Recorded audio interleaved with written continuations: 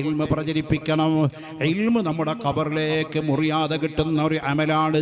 നബി സല്ലല്ലാഹു അലൈഹി വസല്ലമ തങ്ങൾ പറഞ്ഞു, ഇദാ മാത്തൽ ഇൻസാനു ഇൻകതാ അമലുഹു ഇല്ലാ മിൻ സലാസ. ഒരു മനുഷ്യൻ മരിച്ചു കഴിഞ്ഞാൽ 3 കാര്യങ്ങളല്ലാത്ത എല്ലാ കാര്യങ്ങളും നിഷ്ഫലമായി. 3 കാര്യം അവന്റെ ഖബറിലേക്ക് കിട്ടും. ഒന്നാമത് നബി തങ്ങൾ പറഞ്ഞത് സദഖത്തുൻ ജാരിയ, ജീവിതകാലത്ത് ചെയ്ത സദഖയുണ്ടല്ലോ അതവന്റെ ഖബറിലേക്ക് കിട്ടും.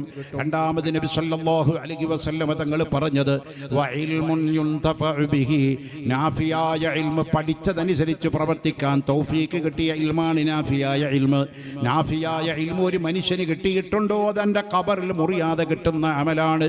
മൂന്നാമത് നബി സല്ലല്ലാഹു അലൈഹി വസല്ലമ തങ്ങൾ പറഞ്ഞത് അവന് വേണ്ടി ദ്വാരക്കുന്ന സ്വാലിഹീങ്ങളായ മക്കളുണ്ടോ അതും അവന്റെ ഖബറിലേക്ക് കിട്ടും. പ്രിയപ്പെട്ട ഉമ്മമാരെ, ഉപ്പമാരെ, അതുകൊണ്ട് നമ്മൾ ഇൽമിന് വല്ല പ്രാധാന്യം കൊടുക്കണം. മദ്രസ, ഹയർ സെക്കൻഡറി